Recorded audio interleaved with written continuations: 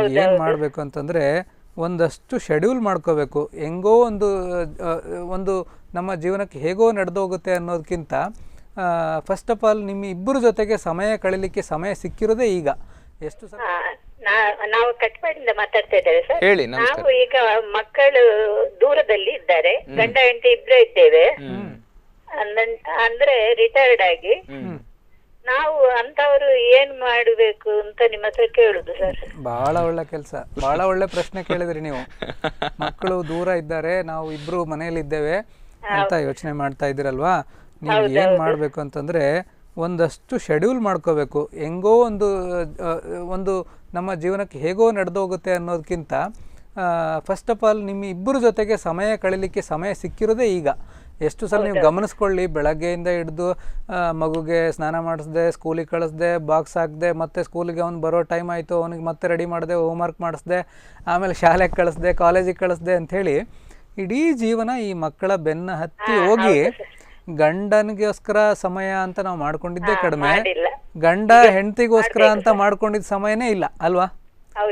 So ಈಗ first time ಈ ಮಕ್ಕಳು ಬೆಳೆದು ಹೊರಗೆ ಹೋಗಿದಾರಲ್ವಾ, ಸೊ ಎಲ್ಲ ಒಂದ್ ಕಡೆ ನಮ್ಗೆ ಅಟ್ಯಾಚ್ಮೆಂಟ್ ಆಗ್ಬಿಟ್ರೆ ಅದು ಎಲ್ಲ ಆಲೋಚನೆನೇ ಇಲ್ಲ. ನಮ್ಮ ಜೀವನ ಈಗ ಚೆನ್ನಾಗಿ ಮಾಡಿಕೊಳ್ಳಬೇಕಷ್ಟೇ.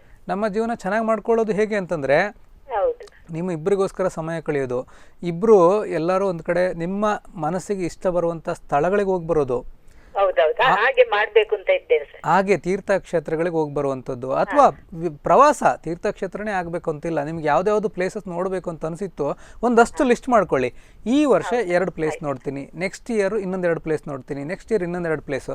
ಮೊದಲು ಏನಾಗ್ತಿತ್ತಂದರೆ ಎಲ್ಲದು ದುಡ್ಡನ್ನು ಉಳಿಸಿಡೋದು. ಅಯ್ಯೋ ಮಕ್ಕಳಿಗೆ ಬೇಕಾಗುತ್ತೆ, ಅವ್ರ ಎಜುಕೇಷನಿಗೆ ಬೇಕಾಗುತ್ತೆ, ಅವ್ರ ಮದುವೆಗೆ ಬೇಕಾಗುತ್ತೆ. ಈಗ ಮಕ್ಕಳು ದೂರ ಹೋಗಿ ಸೆಟ್ಲ್ ಆಗಿದಾರಲ್ವಾ, ಅವರ ಜವಾಬ್ದಾರಿ ನಮ್ಮದು ಬೇಡ ಅಂತ ಹೇಳ್ತಾರೆ, ನೀವು ಚೆನ್ನಾಗಿರ್ಬೇಕು ಅಂತ ಹೇಳ್ತಾರಲ್ಲ. ಈ ಅಪ್ಪ ಅಮ್ಮನಿಗೆ ಇನ್ನೂ ಆಸೆ, ಎಲ್ಲ ಮಕ್ಕಳ ಮೇಲೇನೆ ನಮ್ದು ಡಿಪೆಂಡ್ ಆಗಿರ್ತದೆ. ಸ್ವಂತ ನಿರ್ಧಾರಗಳು ತಕ್ಕೊಳ್ಳಿ. ಆಮೇಲೆ ಒಂದಷ್ಟು ದಿನ ಹೋಗಿ ಮಕ್ಕಳ ಜೊತೆನೂ ನಿಂತು ಬನ್ನಿ. ಒಂದು ಸಮಾಜದಲ್ಲಿ ಏನು ಗಮನಿಸ್ತೀವಿ ಅಂತಂದ್ರೆ, ಮಕ್ಕಳು ಕರೀತಾರೆ ಅಪ್ಪ ಅಮ್ಮ ಬಂದು ಸ್ವಲ್ಪ ದಿನ ನಿಂತು ಹೋಗಿ ಅಂತ, ನಮಗೆ ಮನೆ ಬಿಟ್ಟು ಹೊರಡ್ಲಿಕ್ಕೆ ಮನಸ್ಸಿಲ್ಲ. ಅಯ್ಯೋ ಮನೆ ಹತ್ರ ಕೋಳಿ ಉಂಟು, ನಾಯಿ ಉಂಟು, ನರಿ ಉಂಟು, ಅಥವಾ ಗಿಡಗಳಿಗೆ ನೀರು ಹಾಕೋರಿಲ್ಲ, ಅದು ಇದು ಹೇಳಿ ನಾವು ಮನೆ ಬಿಟ್ಟು ಹೋಗೋದಿಲ್ಲ. ಎಷ್ಟು ಗಟ್ಟಿಯಾಗಿ ಕೂತಿರ್ತೇವೆ ಮನೆಗೆ ಅಂಟ್ಕೊಂಡೆ ಅಂದರೆ ಇನ್ನೊಂದು 1000 ವರ್ಷ ಆಯುಷ್ಯ ಇದೆ, ಈ ಮನೆ ಬಿಟ್ಟು ನಾವು ಎಲ್ಲೂ ಹೋಗಲ್ಲ ಅನ್ನೋ ರೀತಿ ಅಂಟ್ಕೊಂಡ್ಬಿಟ್ಟಿರ್ತೇವೆ. ಸೊ ಅದಕ್ಕೋಸ್ಕರ ಮನೆ ಬಿಟ್ಟು ಒಂದಷ್ಟು ತಿರುಗಾಡಿ ಸುತ್ತಾಡಿ, ಮತ್ತು ದಿನದಲ್ಲಿ ಸ್ವಲ್ಪ ಸಮಯವನ್ನು ಸಮಾಜ ಚಟುವಟಿಕೆಗಳಲ್ಲಿ, ಸಮಾಜ ಸೇವಾ ಚಟುವಟಿಕೆಗಳಲ್ಲಿ, ನಿಮ್ಮ ಹತ್ತಿರದ ದೇವಸ್ಥಾನದಲ್ಲಿ ಭಜನಾ ಮಂದಿರಗಳಿರ್ತದೆ, ಅಲ್ಲಿ ಭಾಗವಹಿಸ್ಕೊಳ್ಳೋದು.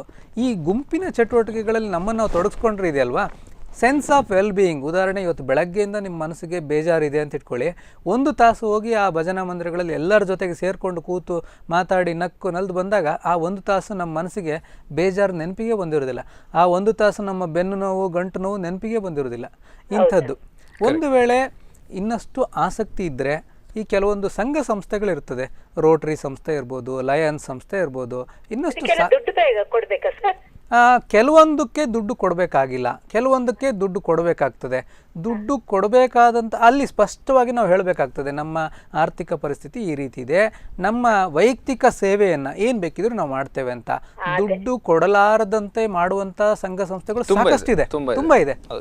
ದುಡ್ಡು ಕೊಟ್ಟು ಸೇವೆ ಮಾಡುವಂಥ ಸಂಘ ಸಂಸ್ಥೆಗಳು ಕಡಿಮೆ ಇದೆ.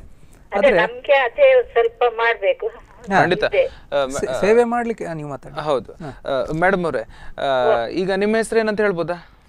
ನಮ್ಮ ಹೆಸರು ಶಶಿಕಲಾ. ಓಕೆ ಓಕೆ, ಅದೇ ನಿಮಗೆ ಡಾಕ್ಟರ್ ಜೊತೆ ಮಾತಾಡಿ ಒಂದಷ್ಟು ಟಿಪ್ಸ್ ಸಿಕ್ದಂಗೆ ಆಯ್ತಲ್ಲ? Yes yes, thank you. ನಿಮ್ಮ ನಿವೃತ್ತಿ ಜೀವನ ತುಂಬಾ ಚೆನ್ನಾಗಿರ್ಲಿ, ಮತ್ತೆ ನಿಮ್ಮ ಹಸ್ಬೆಂಡ್ ಅವರಿಗೆ ನಮಸ್ಕಾರ ಅಂತ ಹೇಳಿ. ಇವರು